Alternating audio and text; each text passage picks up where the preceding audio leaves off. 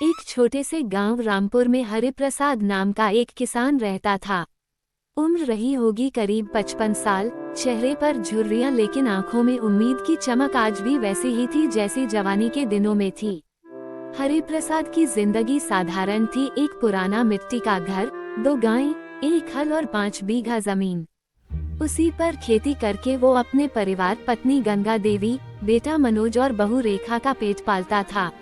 हर साल की तरह इस साल भी उसने गेहूं बोए थे, पर इस बार बारिश कुछ ज्यादा ही देर से हुई थी। खेत सूखते जा रहे थे और हरिप्रसाद की आंखों में चिंता की लकीरें गहराने लगी थीं। मनोज शहर में पढ़ा लिखा था और एक प्राइवेट कंपनी में काम करता था, लेकिन पिछले साल उसने नौकरी छोड़ दी और गांव लौट आया, ये सोचकर कि अब पिता के साथ मिलकर खेती करेगा। पर मनोज के पास नए तरीके थे, विक खाद, मोबाइल ऐप से मंडी का रेट जानना और बीजों का वैज्ञानिक उपयोग। जब मनोज ने पिता से कहा, बाबा, हमें अब पारंपरिक खेती से आगे बढ़ना होगा, नए जमाने के तरीके अपनाने होंगे। हरिप्रसाद ने गुस्से में कहा, खेती मोबाइल से नहीं, खेत में पसीना बहाकर होती है बेटा। दोनों के बीच अक्सर बहस हो जाती, लेकिन गंगा देवी हमेशा बीच बचाव कर देती। इस बार की बारिश इतनी देर से हुई कि बोया हुआ गेहूं सूख गया। हरिप्रसाद को भारी नुकसान हुआ। ऊपर से कर्ज देने वाला महाजन रोज दरवाजे पर आकर तगादा करने लगा। ओ हरिप्रसाद, 1 महीना हो गया, मेरा पैसा कब लौटाओगे? गाय बेच के भी दे दो। जमींदार बाबू, बारिश ना हुई, फसल मुरझा गई, थोड़ा और टाइम दो। हाँ चलो, कुछ और दिन रुक जाता हूँ, लेकिन अगली बार मुझे पूरे पैसा चाहिए। ऐसा बोलकर वहां से चला गया। एक दिन हरिप्रसाद चुपचाप खेत में गया और मिट्टी में हाथ डालकर रो पड़ा।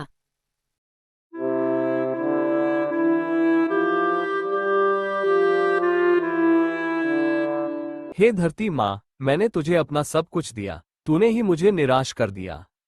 उसी शाम मनोज ने पिता के पास आकर शांत स्वर में कहा, बाबा, मुझे एक मौका दीजिए, इस बार खेत मुझे दे दीजिए। मैं अपनी सोच से कुछ नया करना चाहता हूँ। अगर असफल रहा तो फिर आप जैसा कहेंगे वैसा ही होगा। थोड़ी चुप्पी के बाद हरिप्रसाद ने कहा, ठीक है बेटा, लेकिन ये आखिरी मौका है।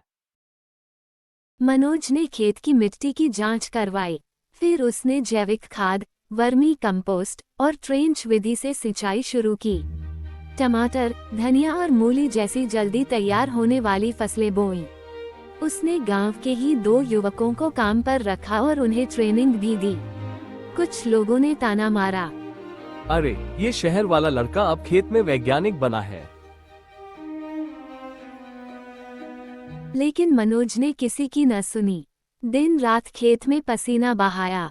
3 महीने बाद खेत में हरियाली लौट आई, सब्जियों की खुशबू दूर तक फैलने लगी। 4 महीने के भीतर मनोज ने मंडी में सब्जियां बेची और 2 गुना मुनाफा कमाया।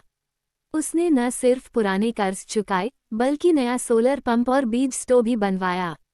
हरिप्रसाद अब रोज शाम को खेत में जाकर अपने बेटे के साथ बैठता और मुस्कुराते हुए कहता, अब समझ में आया, खेती सिर्फ परंपरा नहीं, एक विज्ञान भी है।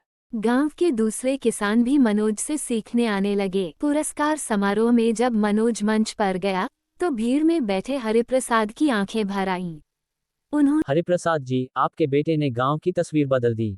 इस बार जिले से सर्वश्रेष्ठ युवा किसान का पुरस्कार उसे ही मिलेगा।